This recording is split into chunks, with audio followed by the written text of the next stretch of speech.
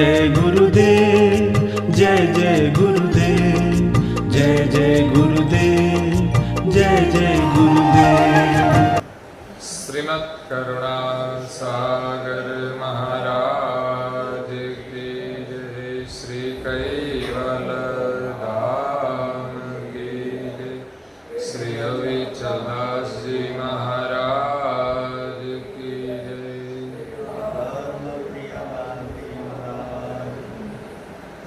सत्य सागे सत्य सागे सत्य सागे। परम गुरु श्रीमद् करुणा सागर महाराज श्री रचिता पंचम स्वसम वेद यानी पंचम सूक्ष्म वेद जंगम तिलक चिंतामणि स्कंद है तीसरा और चौपाई नंबर है 121।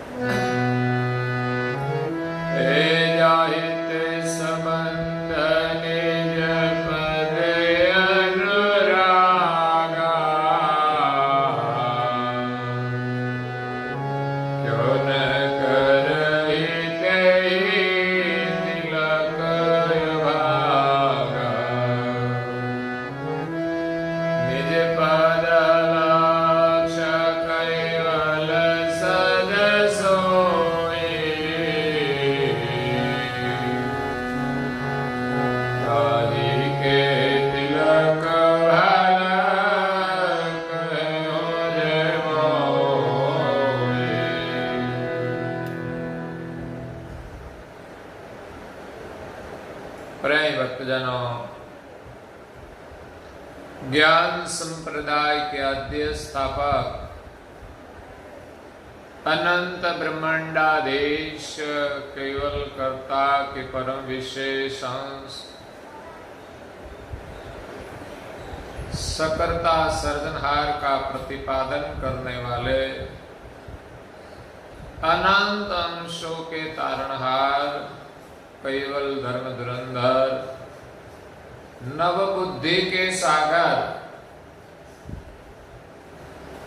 पंचम स्वसम वेद के रचयिता महान समर्थ परम श्रेष्ठ परम विभूतिवान परम दयालु परम कृपा निधि सर्वज्ञ दिव्य परम गुरु श्रीमद् करुणा सागर महाराज श्री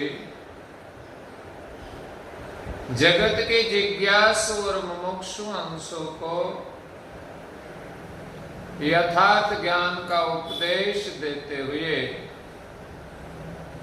स्वरचित पंचम स्वसम वेद ग्रंथ के तीसरे स्कंद के 121वीं चौपाई में भाल तिलक की महिमा का वर्णन करते हुए अपनी अलौकिक अमृतमय वाणी में कहते हैं कि जाहिते संबंध निज पद अनुरागा। भाल तिलक हमें क्यों करना चाहिए, जिनका वर्णन विस्तार से दिव्य परम गुरु जी कर रहे हैं। एक तो भाल तिलक के साथ हम भजन करें। परम गुरु श्रीमद् करुणा सागर महाराज श्री ने जो मंत्र दिया है और आज्ञा भी दी है और आदेश भी दिया है,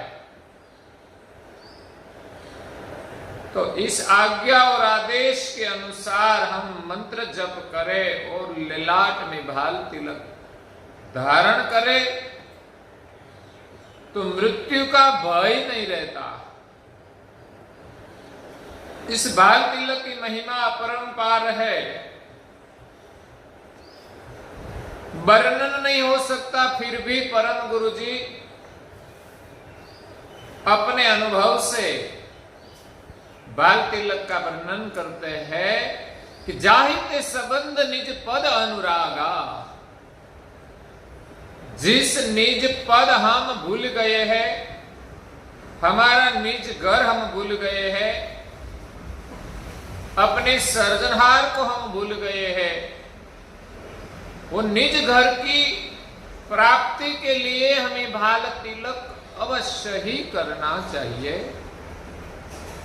और इस भाल तिलक का संबंध वो हमारे घर के साथ जुड़ा हुआ है। अगर हमारे पास इस भाल तिलक की गति का अनुभव होगा तो निश्चित रूप से हम निज पद की प्राप्ति करेंगे। ये भाल तिलक का संबंध निज पद के साथ जुड़ा हुआ है।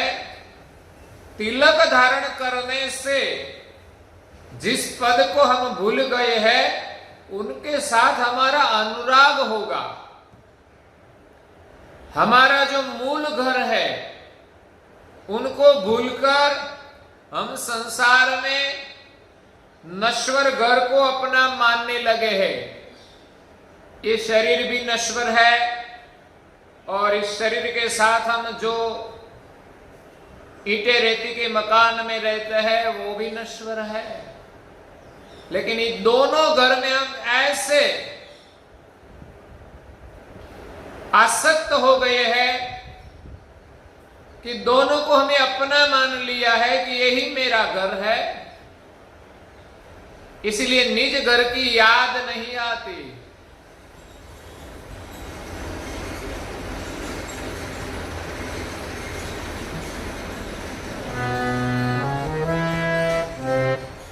तारे एक पल छे कामने तुम्हारे शरीर गई नामने। तारी चिंता करेगी नथ कामने तुम्हारे करीले कैवल नामने। कोई जन्मे ने कोई जाए ये तो कायम कहवाए। इतने याद न आवे कैवल धामनी। इतने याद न आवे कैवल धामनी। तू तुम्हारे करीले कैवल नामनी।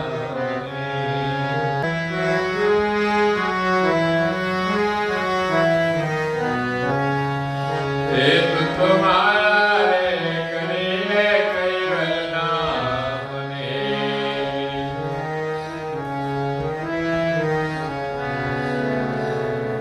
कहने का मतलब यही है कि हमारे पास जो समय है बहुत कीमती है। किसी ने तो कहा है तेरी एक एक पल जाए लाख नहीं लाख की। हमारी एक पल एक श्वास 1 लाख रुपया का है। हमारे पास लाख रुपया होता तो हम हर दिन उनका सुमिरन करेंगे। लेकिन हमारे पास जो समय है लाख रुपया का, एक एक क्षण लाख रुपये की है। पूरा दिन तो कितने का होगा। लेकिन उसकी हमें कीमत नहीं है। यहां हम रहने वाला नहीं है। यहां से कहां जाएंगे वो भी सोचे। यहां भी कैसे हम सुखी रहे वो भी सोचे। दुनिया जिसके पीछे दौड़ रही है वहां सुख नहीं है। और कई महापुरुष इन नश्वर चीजों को छोड़कर प्रभु के स्मरण में लग गए, जहां उनको समाधि प्राप्त हुई। तो कहने का मतलब है कि तुझे याद न आवे कैवल धामनी। जो निज घर है हमारा, जहां अखंड सुख है, उनकी हमें याद भी नहीं आती। टीवी और बीवी में, घर और वर में, भोग विलास में हम निज घर को याद भी नहीं करते कि हमें यहां से कहां जाना है। और यहां सभी चीजों के लिए हम लड़ते रहते हैं, ये मेरा, ये मेरा, ये तेरा।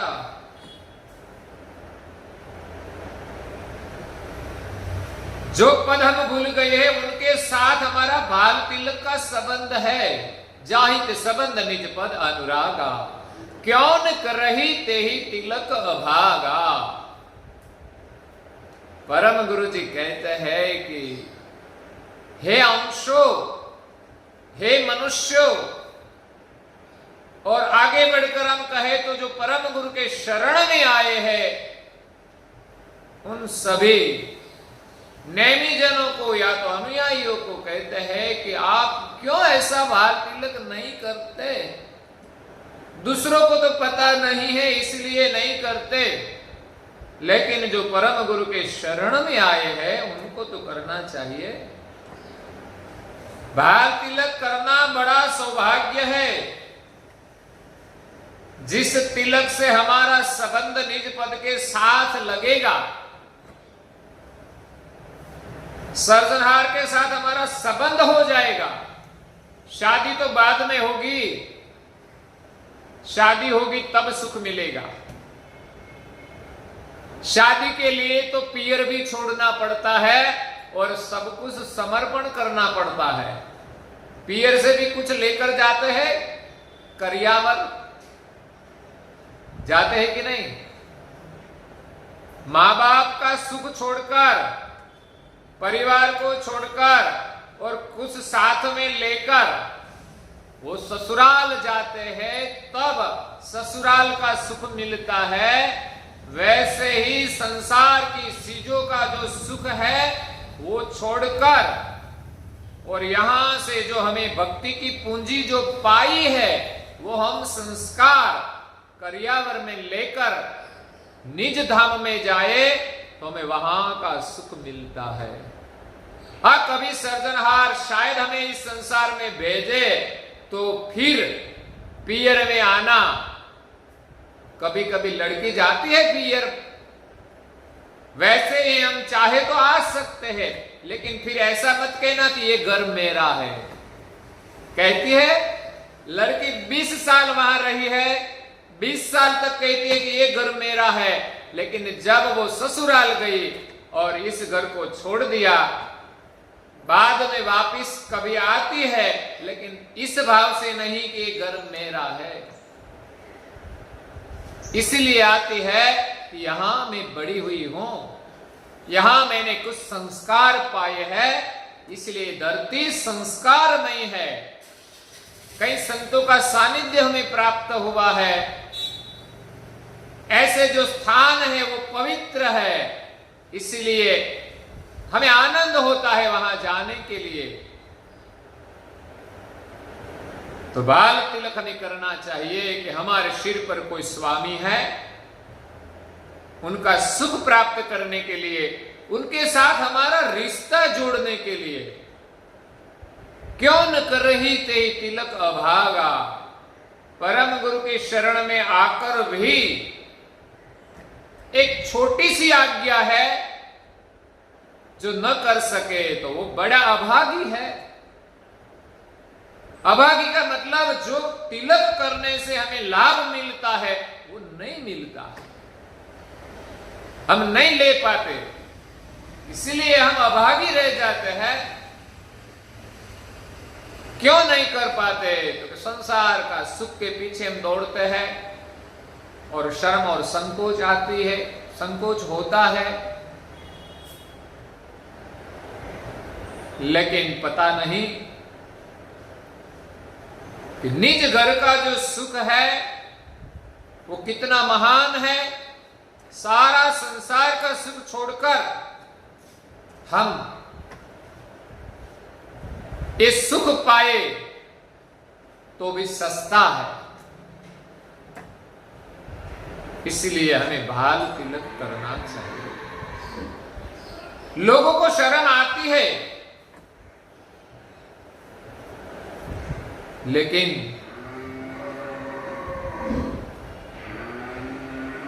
तिलक से हमारी शोभा बढ़ती है।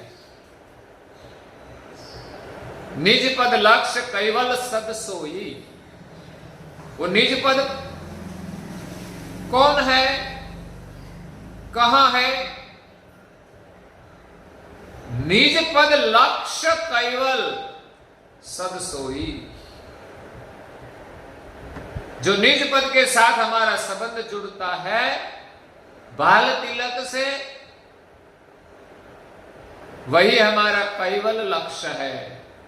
सर्जनहार सत्य है, वो कैवल का लक्ष्य ये भाल तिलक है जो हमारा संबंध सर्जनहार के साथ जोड़ते हैं। ताही के तिलक भाल कहे हो जे मोई। इसीलिए परम गुरु जी ने ये भाल तिलक दिया है। और आगे कहते हैं, एक हो जिनु हराना तिलक रंग वेशा, रक्त श्वेत यो भयानि रेशा। अब तुम संत सकल मम दासो,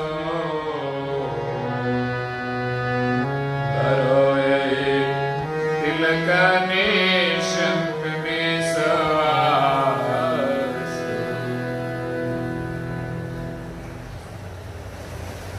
कहो जिनु वरण तिलक रंग वेशा। बाल तिलक आकृति तो कही कि बाल आकार का तिलक करना,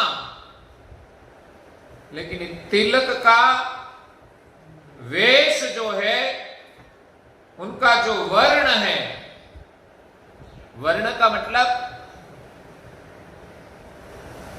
कभी हम कहते हैं कि ये तो गोरा वर्ण का है, श्याम वर्ण का है, उसका जो रंग है। तिलक रंग वेशा, रंग का वेश कैसा है उनका वर्णन परम गुरु जी करते हैं। रक्त श्वेत उभय अणि रेशा, एक रक्त रेखा बीच में और दूसरी श्वेत उभय अणि रेशा, दो श्वेत रेखाएं नीचे से ऊपर की ओर बहाल आकृति की, बीच में कुमकुम की, रक्त रंग की, और दोनों ओर श्वेत रेखा चंदन की करने को दिव्य परम गुरु जी कहते हैं। तो ऐसा बाल तिलक हम धारण करें। हमारे यहां श्वेत की जगह पीला कलर होता है, कारण इसमें केसर मिलाया जाता है। पूजन में केसर डालकर उस सुगंधित जो चंदन बनता है केसर युक्त, इस चंदन से पूजन किया जाता है और तिलक धारण किया जाता है। इसलिए तो नारायणदास जी महाराज श्री ने श्रृंगार आरती में वर्णन किया है,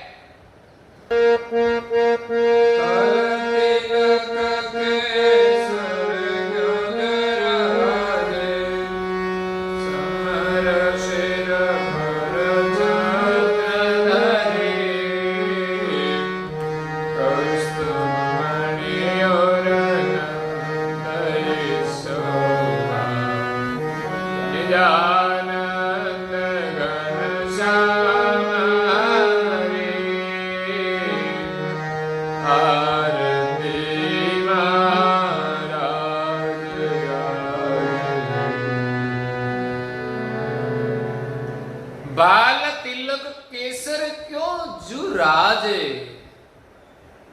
परम गुरु के ललाट में केसर का बाल तिलक कितना शोभायमान है, उनका वर्णन पूज्य श्री नारायणदास जी महाराज श्री श्रृंगार आरती में करते हैं।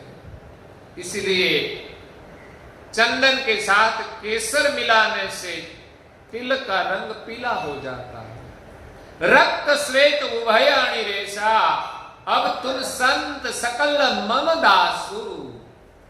किसको बाल तिलक करने का कहते हैं कि अब तुम संत, पहले तो संत आते हैं कि जिसने देख लिया है वो सब संत। आप सब तिलक धारण करे और सकल मम दासु, जो परम गुरु के शरण में आए हैं, परम गुरु के आश्रित है, जिसने परम गुरु की दीक्षा ग्रहण की है, सभी दास भक्तजन को कहते हैं कि यही तिलक निशंक निस्वासु। इस बाल तिलक विश्वास धारण करके करे कि तिलक करने से निज घर की प्राप्ति होगी, निशंकपणे। विश्वास तो उसको ही कहते हैं कि जिसमें हमें रज भर भी शंका न हो। विश्वास इसको कहते हैं कि हर दिन हम तिलक करें, एक दिन भी हम भूल न जाए, उनसे आगे बढ़े, तो विश्वास उनको कहते हैं कि पूरा दिन हमारा तिलक रहे, वो विश्वास है। परम गुरु की हम पूजा करें, बाद में हम तिलक धारण करें और बाद में हम कैवल का भजन करें, मंत्र का जप करें। इस संस्कार की परंपरा हमारे परिवार में होनी चाहिए। बालपन से जो ऐसा माहौल बनाया होता तो परिवार में ये परंपरा बन जाती है, लेकिन हम ऐसा गौरव नहीं रखते, इसीलिए परंपरा नहीं बनती। सामाजिक प्रक्रिया जो परंपरा बन सकती है, हमारे घर में मंदिर होता है तो सबको पूजा करनी चाहिए, सबको प्रार्थना करनी चाहिए, सबको तिलक करना चाहिए, सबको अमर मंत्र के जाप करना चाहिए। ये परंपरा जो घर में होगी तो निश्चय उनका परिवार सुखी होगा, उसके परिवार में कभी भी कलेश नहीं होगा। परिवार में ऐसा माहौल होता तो बाहर की आई हुई जो पुत्र वधू होती है वो भी उनके साथ मिल जाएगी। माहौल देखकर वो इनके साथ मिल जाती है और माहौल का भी तो प्रभाव पड़ता है। और हमारा आचरण भी इतना उत्तम होना चाहिए कि आने वाले लोग हमारे आचरण के प्रभाव से हमारा विचार को ग्रहण करें। इसीलिए संत और सभी भक्तजन को परम गुरु जी विश्वास के साथ कहते हैं कि निशंकपणे कि बाल तिलक आप सब धारण करें। यह दो चीज बताई, एक बाल तिलक और कैवल का भजन, दोनों साथ होना चाहिए। जैसे कैवल धाम में हमें जाना है तो एक से काम नहीं होगा, एक मैं सामाजिक रूपक देता हूं कि जैसे यहां से किसी को, भारत से किसी को विदेश जाना हो तो उनको पहले तो उनका पासपोर्ट चाहिए, उनकी पहचान चाहिए कि कौन है। तो हमारे पास पहला तो बाल तिलक का पासपोर्ट होना चाहिए। ये हमारा पासपोर्ट है, हमारी पहचान है कि हम कैवल के अंश है। लेकिन उनका भजन किए बिना हम जा सकते नहीं। पासपोर्ट है लेकिन वीजा लेना पड़ता है। वीजा कब मंजूर होगा? जब हमारी लायकात होगी। तो कैवल भजन से हमारी लायकात बनती है। और सेवा सुमरण की पूंजी भी चाहिए टिकट लेने के लिए। भजन तो हम करें, साथ में सेवा और सुमिरन से हमें यहां से जाने के लिए वीजा की टिकट लेनी पड़ती है और रास्ते में भी जरूरत पड़ती है। तो ये बाल तिलक और कैवल का भजन दोनों साथ होना चाहिए। गले में कंठी वो भी रखनी चाहिए, वो भी श्रद्धा का प्रतीक है। सौभाग्यवती बहने का श्रृंगार होता है सर पे सिंदूर सौभाग्य का और गले में मंगल सूत्र। इसी प्रकार दोनों रखना चाहिए। कई लोग कंठी तो रख देते हैं लेकिन कभी कभी टूट जाती है तो चलता भी है। ऐसा नहीं कि हम तुरंत ही रखें, चलता है। जब मंदिर पे जाएंगे